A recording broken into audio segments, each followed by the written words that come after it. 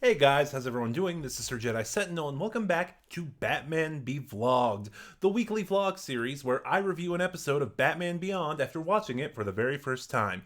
Today we are looking at Episode 5, Meltdown, originally aired February 13th, 1999, from a story by Hilary J. Bader, written by Hilary J. Bader and Alan Burnett, and directed by Kurt Jetta. So we're 5 episodes in, and the story has finally done it. We have our first legacy villain. We also have something else that I will talk about a little bit later. So, we're continuing an arc that we had in episodes 1, 2, and 3, and then we skipped in episode 4, and we're coming back to. We are back to Derek Powers, and after the incident in which he was mutated, disfigured, whatever you want to call it, by Terry and Powers' his own bioweapon. Um, the mutations he is suffering and the radiation he is giving off because of these are making it harder and harder to sustain a disguise. So he essentially has a skin suit that looks like how he used to look, but it's breaking down faster and faster. A new scientist he's just hired named Stephanie Lake, voiced by Linda Hamilton, comes up with a new procedure to try and, allow Powers more long term sustainability. Why was it so hard to come up with phrasing for that? Never mind. But as a scientist, she points out, we don't just want to rush into this. We should come up with a test subject and try it out first. And who is the test subject they come up with? Why, none other than Victor Freeze. Better known, probably, even though his civilian name is already a pun, Mr. Freeze, once again voiced by Michael Ansara. And I have to say, Michael Ansara's performance is the best part of this episode. Once again, the rest of the cast is really good too.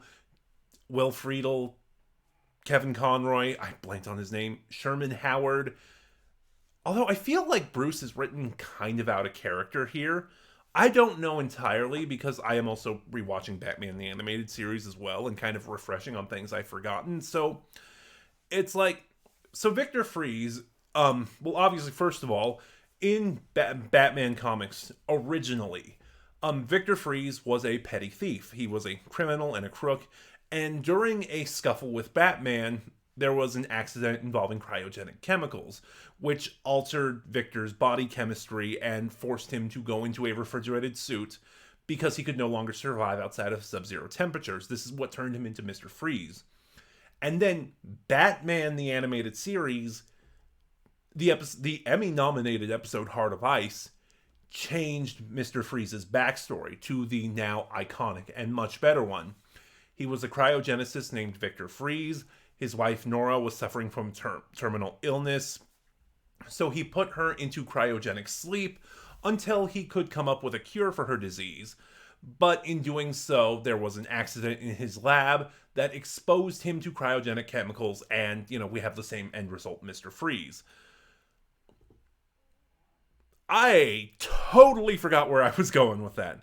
Anyway, as I said, Michael Ansara reprises his role from Batman the Animated Series and the new Batman Adventures, which this episode is an even more direct continuation of, because in the new Batman Adventures, Mr. Freeze pretty much just became a robot with his head organic, and now he's immortal. Yeah, I don't know my thoughts about that, he'd still be alive in this state all these years later. Oh, I'm sorry. I know what I was going to talk about with that now. I was talking about Bruce Wayne for a minute there. So yeah, like, for all the times he's faced him with this new backstory, it seemed like Bruce knew Victor's circumstances, He was a victim as much as anyone else, and he was fighting, misguided, yes, out of this desire to save his wife and be with the woman he loved. So Bruce's actions here seem kind of out of character. Like, he is treating Victor like a villain, like completely irredeemable, and just given like I said, just given their encounters over the course of the animated series, this seems like strangely out of character. Keep in mind, too, with that, it's been forever since I've seen Batman Mr. Freeze Sub-Zero, so I don't remember it at all. I don't know if there were any actions in that movie that would affect Bruce's attitude here. Just from what I remember and what I know, Bruce seems really out of character with how quickly he's willing to condemn Mr. Freeze. So, what Dr. Lake has done is she was basically able to come up.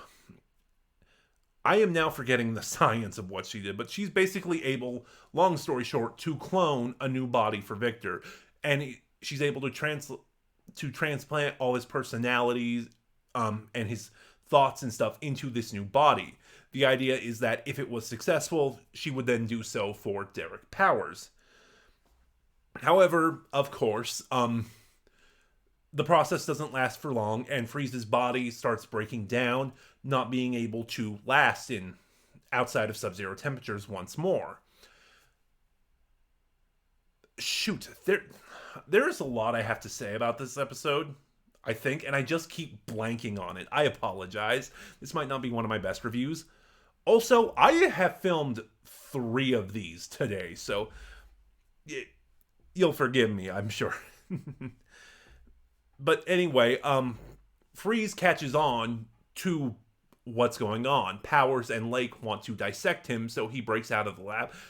Real quick, there is one massive nitpick I have that I am really hung up on. This episode's timeline is incredibly confusing. So Victor Freeze is revived. He seems to be out and about as a normal man, enjoying his life and trying to amend his actions in the past as a supervillain. And then when his body starts breaking down, it does so when it starts snowing in Gotham. There's kind of a snowstorm to it. And then after Victor breaks free and flees into the snow, the very next scene, Dr. Lake tells Derek Powers that they're in the middle of a heat wave and it's 70 degrees outside and there's nowhere Victor can hide. Literally the next scene after Victor ran off into the snow. This episode's timeline is kind of a mess. That being said, there is a point I'm getting to here. Victor comes back to Wayne Powers, wanting to take a revenge for how he feels he was slighted. And I love Mr. Freeze's redesign here. It's very sleek while also looking very bulky compared to the earlier designs. I think it's because there's no silver or gray on it, like there was in his Batman the Animated Series and New Batman Adventures designs. It's all black. Like I said, he looks very bulky, but at the same time, it looks very sleek. And the way he moves around on it's really well animated. There's a scene when he fights Terry. He freezes the ground underneath him and he slides on it. It looks really cool. And his helmet looks really cool as well. You don't see his face. You just see the shadow of his face. That's something Batman Beyond has done a couple times. Most notably with the news anchors. It's kind of the same thing here. It's a really cool effect. So Freeze attacks Derek Powers and kills Dr. Lake in what is actually a pretty grisly scene, even if it is censored. But Powers is able to melt out of the ice. Wow, why did I forget what that was called? Again, I have been doing this all day. This is the 3rd one of these I'm making. So my mind's kind of not there right now. And we finally get what we've kind of been building up to. We get the reveal of Derek Powers' villain persona, Blight. And this design is actually really good. He's glowing radioactive green, but you just see this skeleton inside. It's really effective. I feel like his powers aren't clearly designed. He's radioactive, but the episode is treating it like his powers are pyrokinetic. I'm sure because this is only his first appearance as Blight, that's what he decides to call himself. But I'm sure his skills and abilities will be refined and defined over time as he makes subsequent reappearances.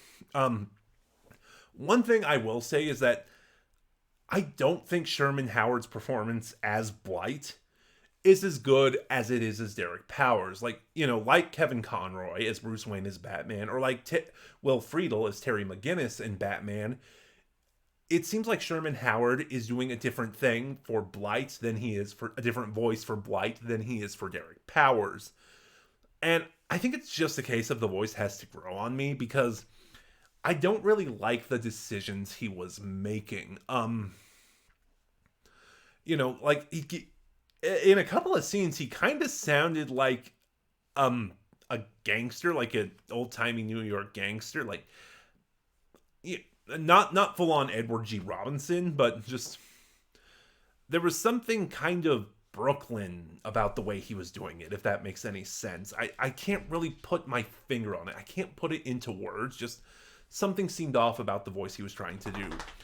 But the episode kind of ends on this fantastic, really well done, gorgeously animated three-way fight between Freeze, Terry, and Powers, which ultimately ends with Freeze trying to take Wayne Powers down and Blight with him, but sparing Terry. Like, I think some of the best Mr. Freeze stories in any Batman medium are ones that focus on Freeze not as a villain, but as a tragic character. And I have to say, like, the first half of this episode is great. The second half is still good. It's just not as good as the first half until we get this ending where Freeze is determined to kill himself, but he's trying to save Terry at the same time. I don't know if I'd call this a mixed... This is a good episode. It's not as good as some of the ones we had in the past. Like, it's not as good as Rebirth. It's about on par with Blackout, I think. It's definitely better than Golem. But yeah, it's kind of... If I could sum it up, that's the big thing. Really strong first half with a phenomenal performance from Michael Ansara. The second half drops off just a little. Nothing too bad, but with a really great ending. But those are just my thoughts on Meltdown. Did you see it? What are your thoughts? Please start a conversation in the comments below. Remember to like, comment, subscribe. Click the bell next to subscribe to get notifications when I upload. And share the video around, please. It helps my channel grow. And for the time being, in the description box below, you can find the link to my Twitter where you can follow me and get updates on the channel. This is Sir Jedi Sentinel, and I'll see you guys next week for episode 6.